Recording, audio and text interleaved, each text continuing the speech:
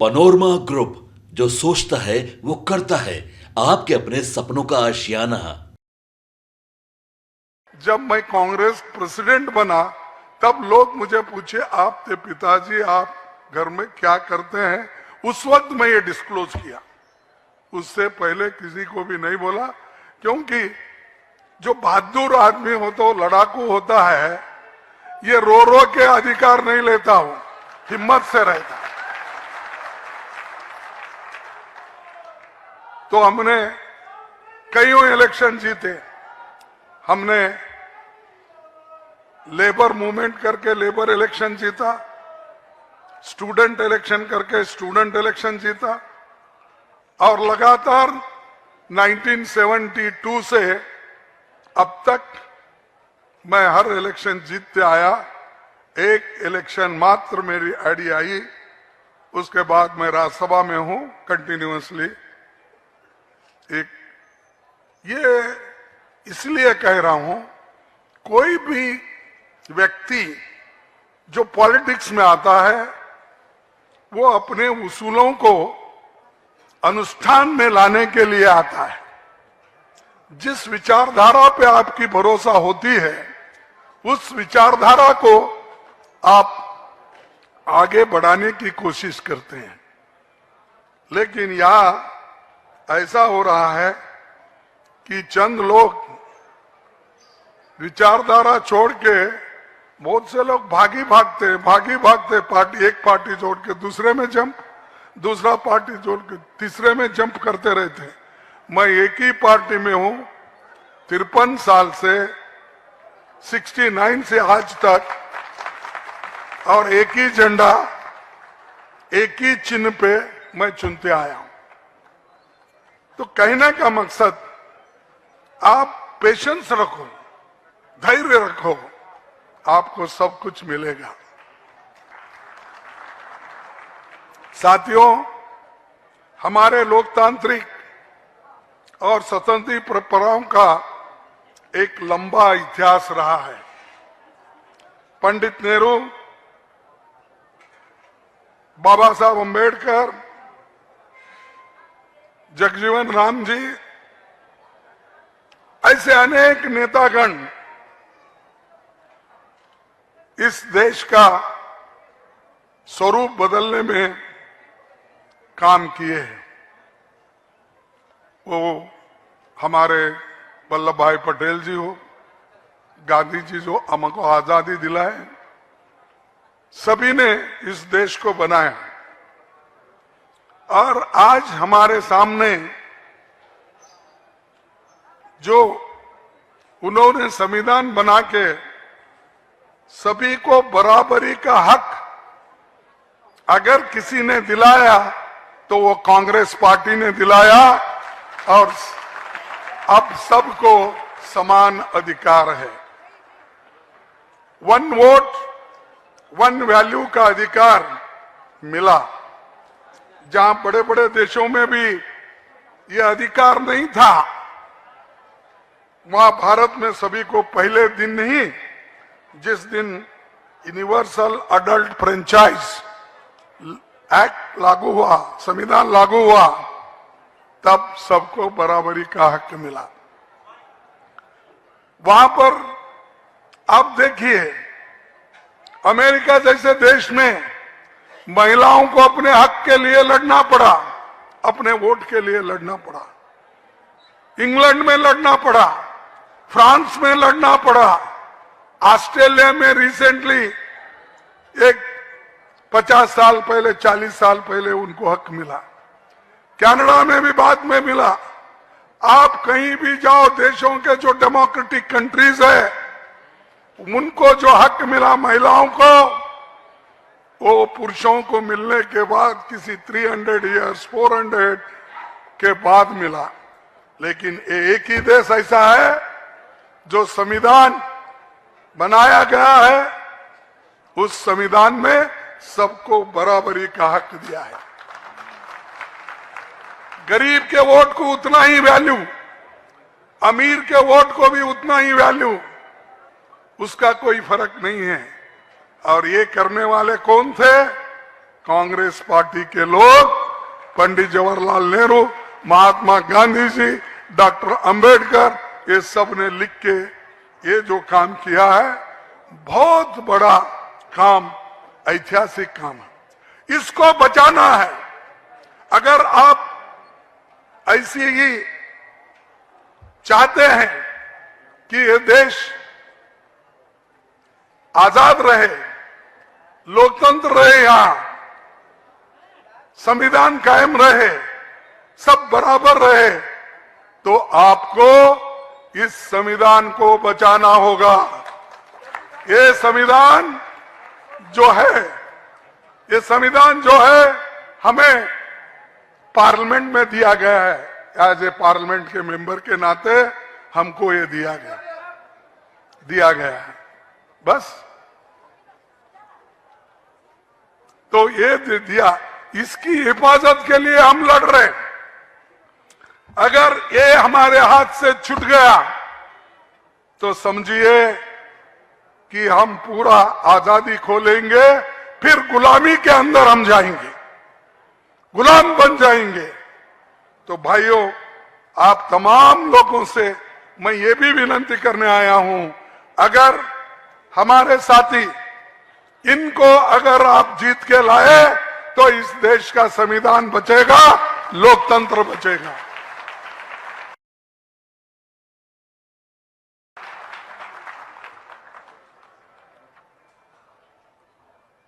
और एक बार बहुत से लोग पूछते हैं, भाई गठबंधन की सरकार बनेगी? मैं बोलता हूं जरूर बनेगी, क्या शक है?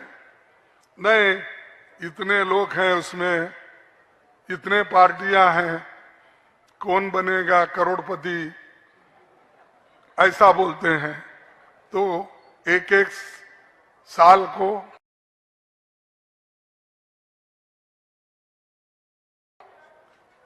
एक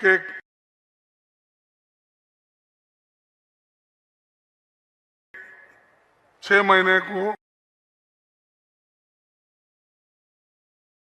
मंत्री बनेगा। तो कौन है तुम्हारे पास? अरे भाई, देश को आजादी मिली तब जवाहरलाल नेहरू जी ने, जो उनके कैबिनेट के 14 मंत्री थे, उसमें से 1/3 मिनिस्टर्स आउटसाइड दी पार्टी थे। उन्होंने चलाया देश को, क्योंकि वो चाहते थे इस देश में डेमोक्रेसी के जो बीज है वो बहुत अंदर जाए। अब हम भी वही कर रहे हैं। आज सब गठबंधन के लोग मिलके लड़ रहे हैं और हमारी ये कामयाबी देख के बीजेपी और मोदी साहब बड़े गुस्से में है। और गुस्से में नहीं, ऐसा बौखला के बात करते हैं कि कभी बोलते हैं देखो भाइयों, ये जाति जनगणना की बात कर रहे हैं ये लोग, एक्सरे कर रहे हैं तुम्हारी घर की, घर में घुस के वो हर एक के घर में क्या है, कितनी संपत्ति है, कितना सोना है, कितने जानवर है, ये सब देखते हैं। इसीलिए तुम कांग्रेस को सत्ता में मत लाओ और कांग्रेस को और गठबंधन को हराओ, ये कहते हैं। हम हारेंगे नहीं, इस बार गठबंधन ही जीतने वाली है। मोदी जी हारने वाले हैं, इसीलिए ये बात कर रहे हैं। और ये भी कहते हैं एक्सरे, तुम्हारे घर का एक्सरे करके सोना जो है वो निकाल कर वो मुसलमानों को देंगे, मंगलसूत्र छीन लेंगे। ये कभी हो सकता है? 55 साल हमारी हुकूमत थी, क्या कांग्रेस ने किसी का मंगलसूत्र छीना है? और ऐसी बातें बोलकर भड़काते हो। भड़काने वाले कौन है? इनको तो पहले जो हेट स्पीच करते हैं इनको इलेक्शन कमीशन पहले इनके ऊपर एक्शन लेना चाहिए। और दूसरी बात ये भी कहते, गुजरात में मैं सुना, मैं अहमदाबाद में गया था, वहां पर जाने के बाद ये एक तरफ भाषण कर रहे थे, मेरा एक भाषण दूसरे जगह था। वो बोल रहे तो मेरे गुजराती भाइयों और बहनों, देखो होशियार रहो, अगर आपके पास 2 भैंस है, ये कांग्रेस वाले छीन कर 1 भैंस मुसलमान को देंगे। सुने नहीं आप? नहीं पढ़े? ये मेरे को मुश्किल है, ये तो रेवोल्यूशनरी स्टेट है। अरे हम तो ये समझते हर कुछ धार्मिक रेवोल्यूशन बिहार से होता है, बुद्ध है, महावीर है, गुरु नानक है, इतने विचारधारा रखने वाले, धर्मों को जन्म देने वाले, इंसानियत की बात करने वाले यहां है, और आप मोदी बोले सो याद नहीं रखते है? हाँ ठीक है भाई, कम से कम इतना तो जाने। 2 भैंस है तो 1 भैंस देते कहते हम, हाँ? और यहां तक बोलते हैं बिहार में गठबंधन वाले नाच रहे हैं। क्या कर रहे हैं? नाच रहे हैं। अरे भाई नाचो, कितना नाचते हैं? लालटीन लेकर मुजरा करो, मुजरा करो। वो ये कह रहे हैं, एक प्राइम मिनिस्टर इस तरह की भाषा उपयोग कर सकता है? लालटीन लेके मुजरा करो, डांस करो, ये सिखाने के लिए आप बिहार आए हैं। अरे आप काम की बात करो, आप इस 10 साल में क्या काम किए वो हमको बताओ। जनता पूछती है आपको, इस 10 साल में आपका क्या काम हुआ। हम गिनते हैं हमारे 55 साल में हमने क्या काम किया। मेरे पास लिस्ट है, अगर आप चाहते हैं तो मुंह पूरा वो मैं पढ़ के बता सकता हूं। और आप हमेशा ये कहते हैं 70 साल में क्या किए, पहले पूछते थे, अब छोड़ दिए। अब 55 साल में क्या किए ये बात हो रही। 55 साल में हमने क्या किया, हम पूरा उसका आंकड़ा देंगे। क्या एजुकेशन में क्या डेवलप किया, इंडस्ट्रीज में क्या किया, इंफ्रास्ट्रक्चर में क्या किया, इरिगेशन में क्या किया, कितने बड़े बड़े बांध हमने बांधी, इलेक्ट्रिसिटी में हमने क्या किया, ये सब बताएंगे हम। और ये 10 साल जो 2004 से लेकर 2014 तक हमने जो काम किया वो भी बताते हैं। नरेगा स्कीम कोई पूछे थे, लेकिन सोनिया गांधी और मनमोहन सिंह जी ने नरेगा योजना लाकर लाखों लोगों को वो काम दिया। उनके पेट भरने के लिए, मजदूरों को मजबूत करने के लिए उन्होंने नरेगा योजना लाई। उस नरेगा स्कीम को हम पहले जो 250-300 रुपए था, अब 400 रुपए हम देंगे नरेगा योजनाओं को। और दूसरा, हमको आपने पूछा आप और क्या करें। मैं तो 5 केजी चावल 80 करोड़ लोगों को फ्री दिया। कौन बोलते हैं? मोदी जी। 80 करोड़ लोगों को मुफ्त दिया। अरे भाई, कानून हमने बनाया, फूड सिक्योरिटी एक्ट बना के ये जो हमने ये अन्न देने का काम शुरू किया, धान देने का काम किया, उस वक्त तो तुम सभी लोग अपोज करे, विरोध करे, और आज 5 केजी की बात करते। हमारी गठबंधन की सरकार आएगी, हम 10 केजी फ्री में देंगे। हम ये झूठ नहीं बोल रहे, हम हमेशा काम करने के बाद बोलते हैं।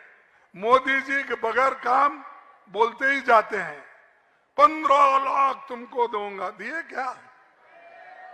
काला धन ये कांग्रेस वाले जमा के स्विस बैंक में रखे, इसीलिए हम बाहर से वो स्विस बैंक में रखा हुआ पैसा लाकर हम आपके लोगों को 15-15 लाख देंगे। दिए? झूठ बोल रहे आप, लेकर झूठ बोल रहे हैं। मोदी कैसा झूठ बोलते हैं? मोदी प्राइम मिनिस्टर होकर झूठ बोल सकता है? ये क्या है? आप बदनाम कर रहे हो मोदी को।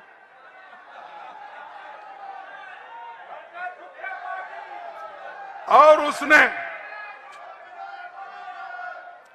उन्होंने कहा, मेरे नौजवान साथियों, मैं अगर प्रधानमंत्री बनूंगा, मैं हर एक नौजवान को नौकरी दूंगा, हर साल 2-2 करोड़ नौकरी दूंगा। ये बोला या नहीं? दिया? फिर कौन झूठे हैं? अगर मैं झूठा है बोले तो आप लोग सुनते हैं, बीजेपी वाले सुनते हैं, तो बीजेपी वाले बोलते हो ना बोल के खरगे साहब ऐसा बदनाम कर रहे हमारे प्राइम मिनिस्टर को। किसानों का दाम, मुनाफा हम दुप्पट करेंगे। किया दुप्पट? ये भी नहीं क्या भाई? आप 3-3, 4-4 पूछ रहा हूं तो आप नहीं बोल रहे। मोदी इतना झूठ बोलते हैं। अगर वो इतना झूठ बोलते हैं, मैं कहूं वो झूठों के सरदार है, तो आप सब झूठ। मैं भाइयों शहरों को अच्छा बनाऊंगा, स्मार्ट सिटी बनाऊंगा। कहां है भाई तुम्हारी स्मार्ट सिटी? कचरा जहां का वहां पड़ा। Smart city. जब ट्रंप आता है, ऐसा एक गरीबों के मकानों को दिखना नहीं तो एक पर्दा ऐसा डाल देते हैं अपने गरीबी चुकाने। और दूसरी चीज वो ये कहते हैं कि अपने लोगों को मैं बहुत मजबूत करूंगा, और जापान से कर्जा लाके अहमदाबाद से लेकर बॉम्बे तक बुलेट ट्रेन मैं दूंगा। Bullet train. अरे अब 10 साल हो गए मोदी जी, कहां है तुम्हारी बुलेट ट्रेन? 1 लाख रुपए जाके अब 3 लाख रुपए उसका 3 लाख करोड़ आज उसका दाम हो गया है। और वो कहां से आ जाएगा पैसा? हम ही देना पड़ेगा ना। मोदी की बुलेट ट्रेन नहीं, एम्प्लॉयमेंट नहीं, पैसा देने का नहीं, कर्ज माफी करने का नहीं। उन्होंने कहा कि मैं किसानों को कर्ज माफ करूंगा। हर चीज बोलते गए लेकिन करे कुछ नहीं। और हमें करके दिखाया। मनमोहन सिंह जी और सोनिया गांधी ने किसानों का कर्ज माफ किया। 72,000 करोड़ रुपए हमने किसानों के माफ कर दिए। तुम एक पैसा तो किए हैं। मोदी जी हमेशा पहाड़ खोद के चूहा निकालते हैं। पहाड़ तो खोदते हैं, खोद रहे हैं अपने अस्तित्व के लिए, लेकिन खोदने के बाद मिल रहा है क्या? चूहा मिल रहा है। तो हमको सिखाते हो तुम कि हम ये कर रहे वो कर रहे, और यहां आके लालटीन वाले मुजराई कर रहे। अगर मैं अपनी भाषा में बोलूंगा तो बहुत खराब दिखेगा और हड़दम मचेगा यहाँ पर। मैं इसलिए नहीं बोलता यहाँ पर, क्योंकि अब इलेक्शन अभी थोड़े दिन है, नहीं तो उसको उल्टा पलटा कलर दे देते हैं।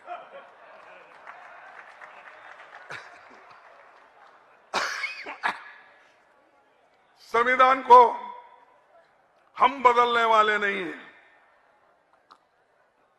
साक्षात अंबेडकर भी अगर ऊपर से नीचे आए तो हम बदलेंगे नहीं। अरे भाई, यही बात तुम्हारे मोहन अपना भागवत को, मोहन भागवत को बोलिए, हेगड़े को बोलिए, हमारे कर्नाटक के, यहाँ यूपी के 3-4 एमएलए उनको बोलिए। वो बोलते वक्त चुप बैठते हो, बाद में भरी सभा में मैं संविधान में रहने तक दलितों का, पिछड़ों का, आदिवासियों का कोई छीन नहीं सकता। अरे भाई, आप तो रोज छीन ले रहे हैं हमारे हक। आप तो एम्प्लॉयमेंट नहीं दे रहे। 30 लाख वैकेंसीज आज सेंट्रल गवर्नमेंट में है। हर स्टेट में 1 लाख से 5 लाख तक वैकेंसी है। शुक्र है तेजस्वी ने जब डिप्टी चीफ मिनिस्टर रहा, उसने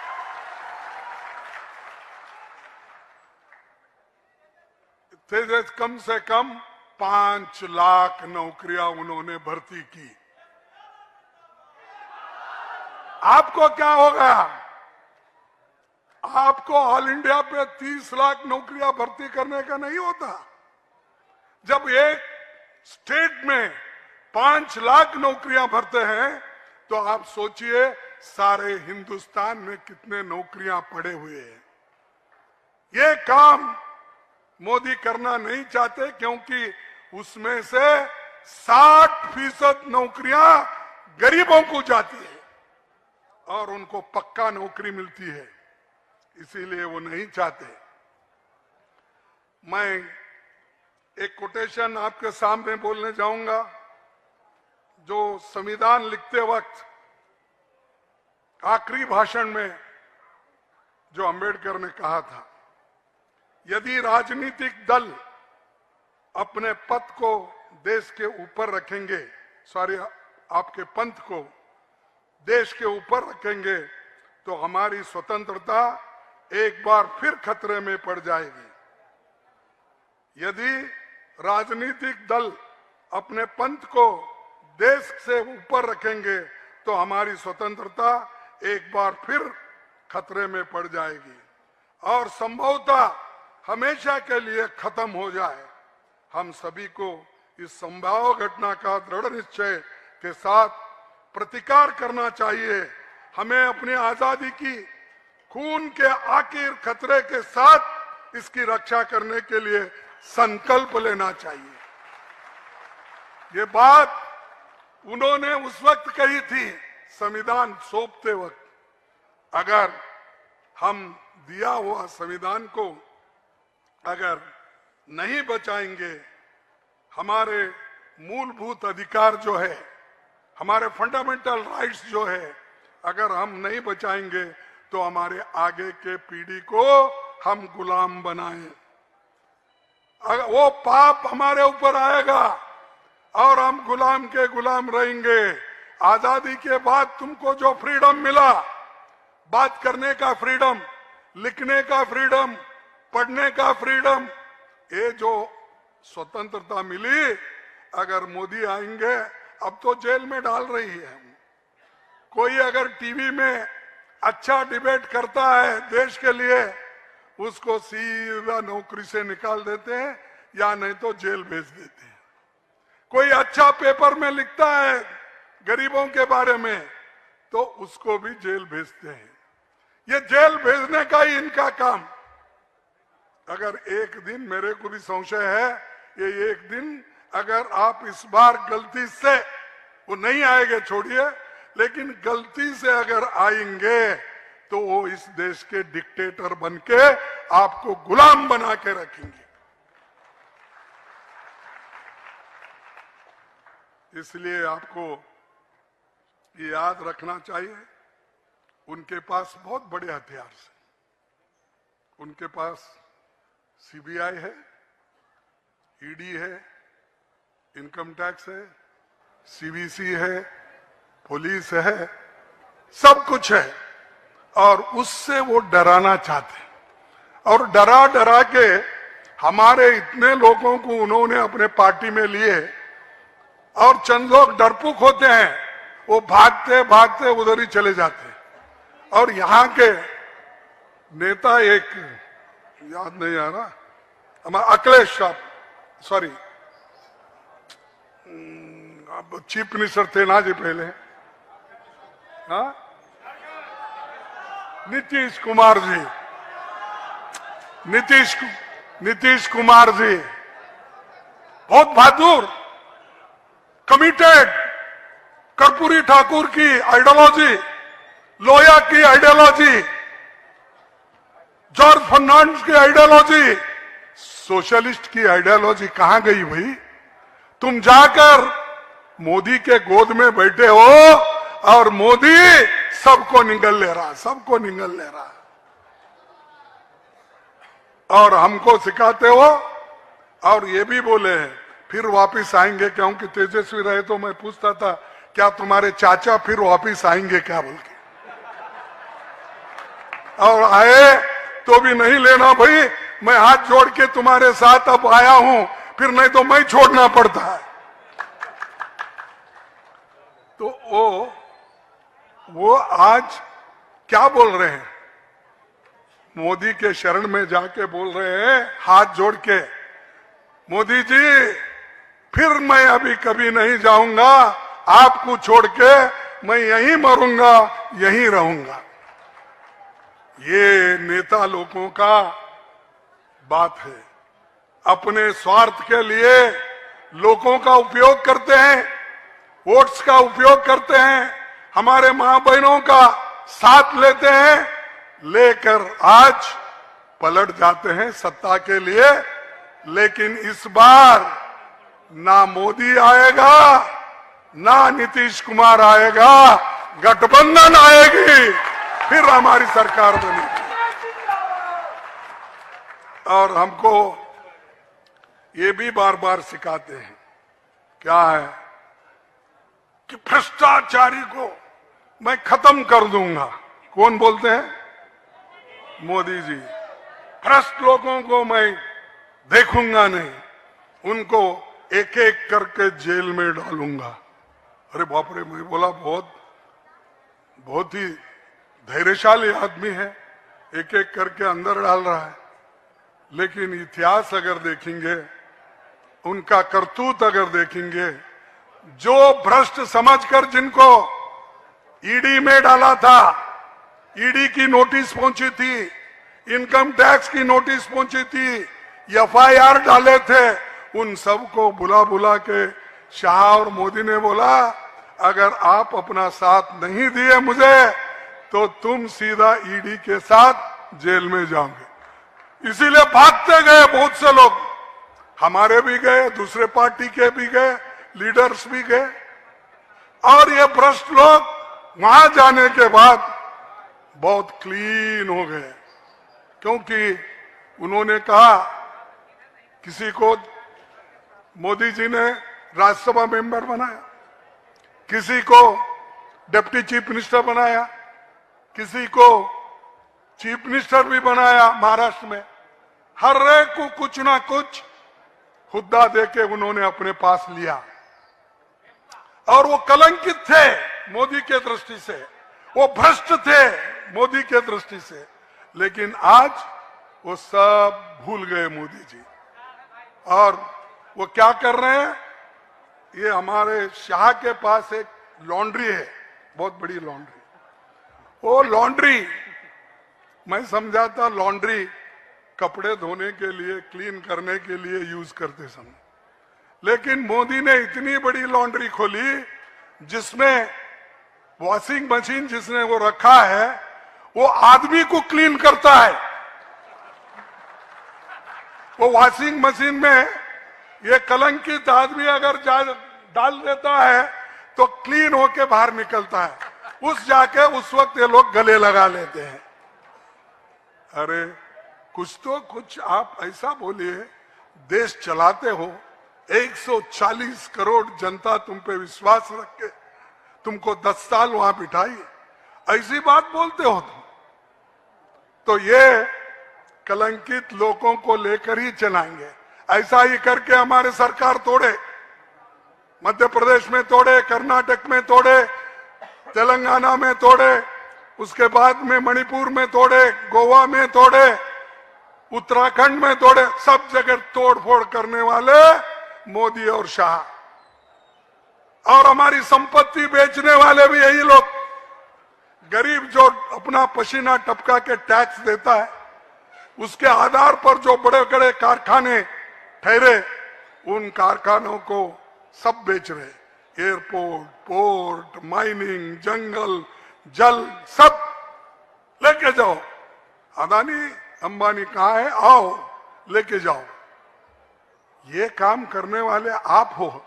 और आप हमको ये कहते हैं कांग्रेस वाले फर्स्ट है।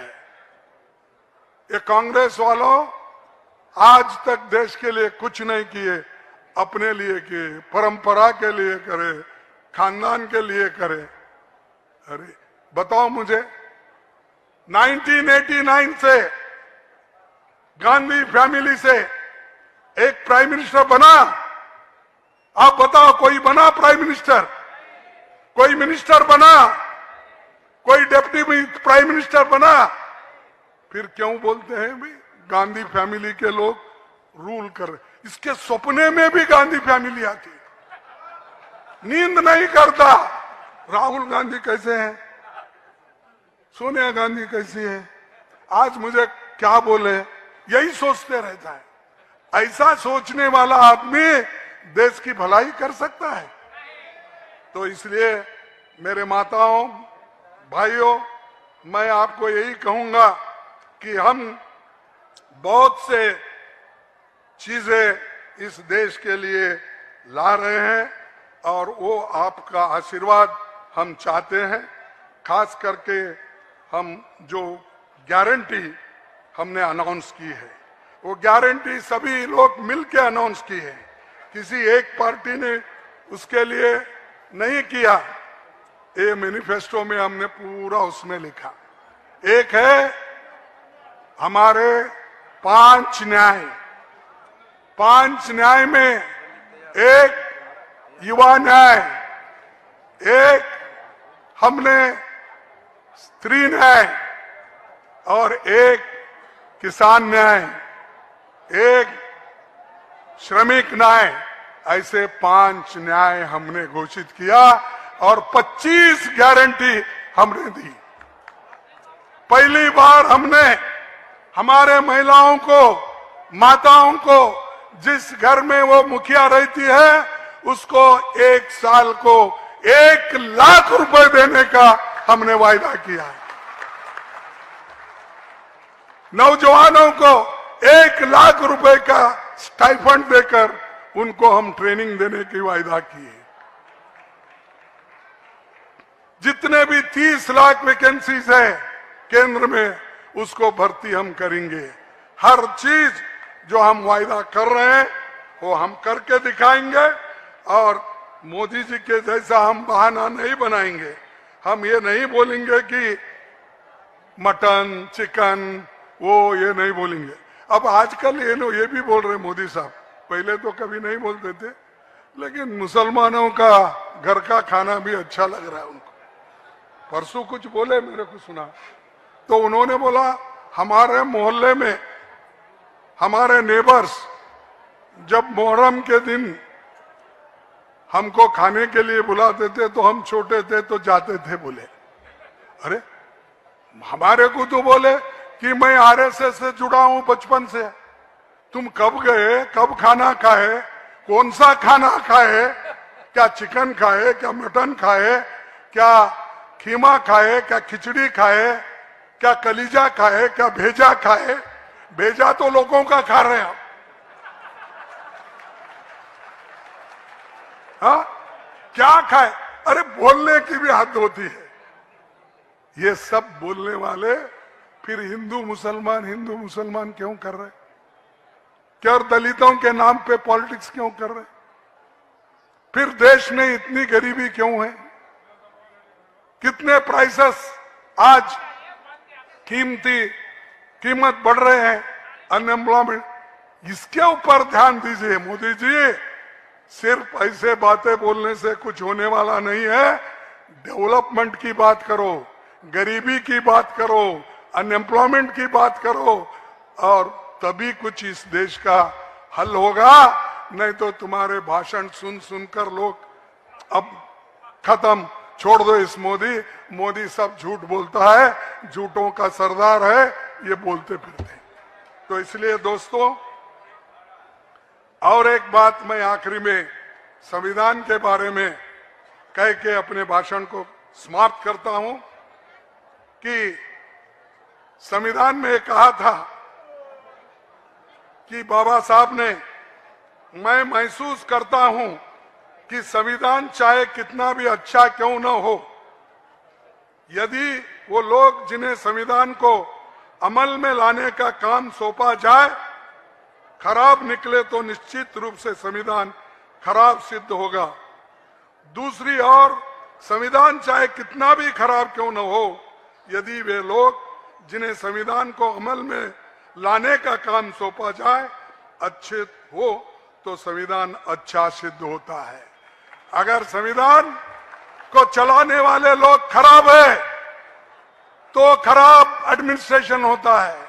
संविधान अगर उसमें कमियां भी है, उसको चलाने वाले लोग अगर अच्छे हैं तो अच्छा होता है।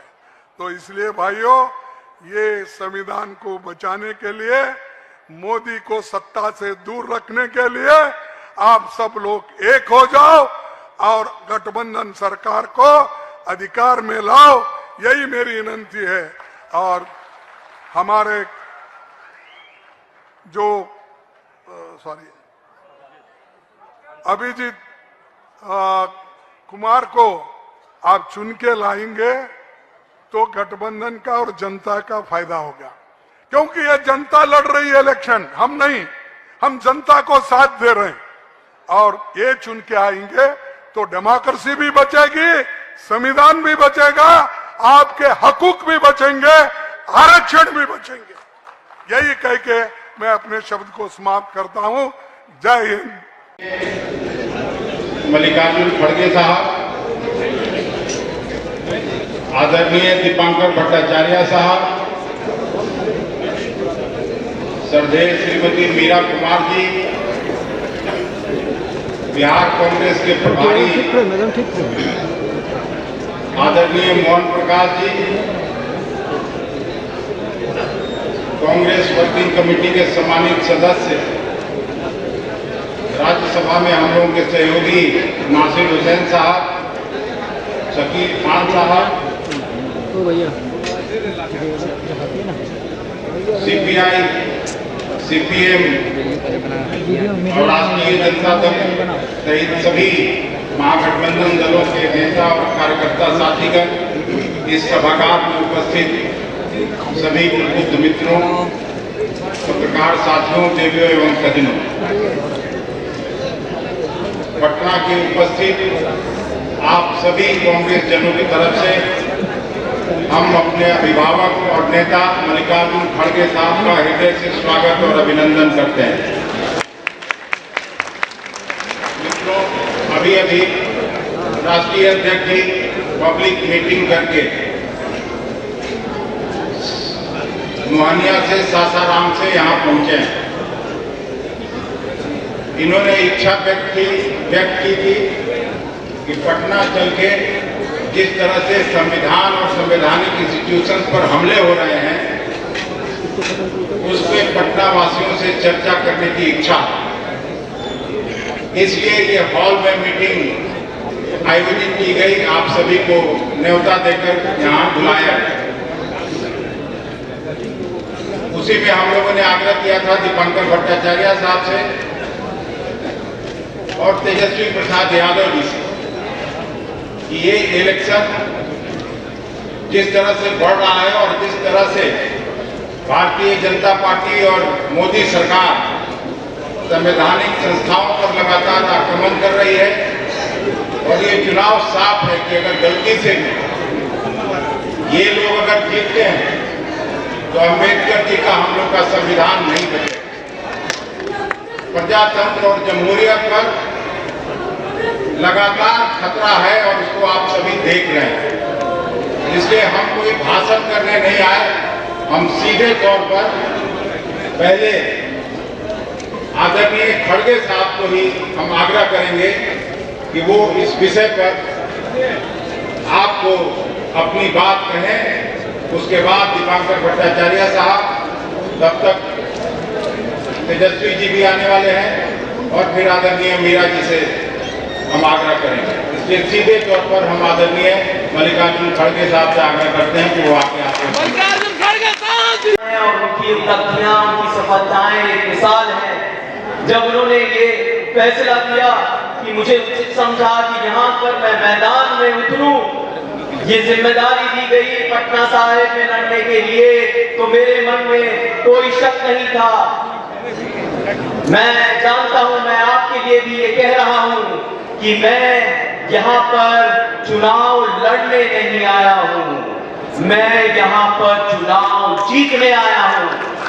ये मेरा संकल्प नहीं, ये सब आपका संकल्प है, ये दावा है, ये वादा है, क्योंकि ये चुनाव आप लड़ रहे हैं, ये चुनाव आपका है, ये संघर्ष आपका है, उम्मीदवार भी आप हैं। याद करिएगा, 1 तारीख वो दिन है जब हम नए जमाने का इस्तकबाल करेंगे, एक नए दौर का स्वागत करेंगे। वही वो ऐतिहासिक दिन होगा जब एक नई दास्तां आएगी, एक नई सोच, एक नया काव्य, वही वो ऐतिहासिक दिन होगा और वो जीत होगी आप सबकी, क्योंकि उम्मीदवार आप सब हैं यहाँ पर।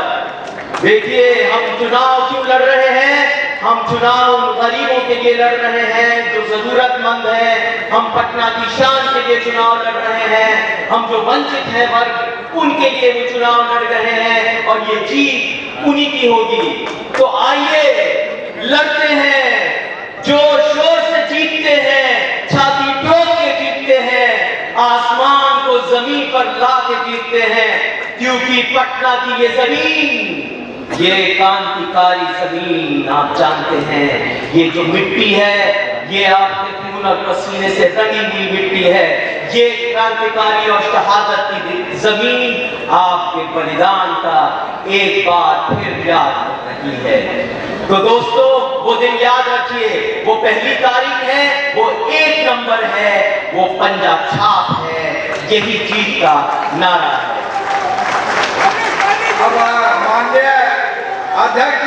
पनोरमा ग्रुप, जो सोचता है वो करता है।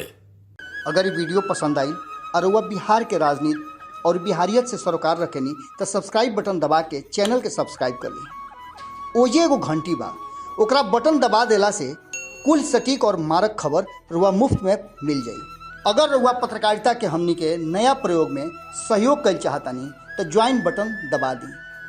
पेटीएम नंबर नोट कर ली 9386 816 700। धन्यवाद।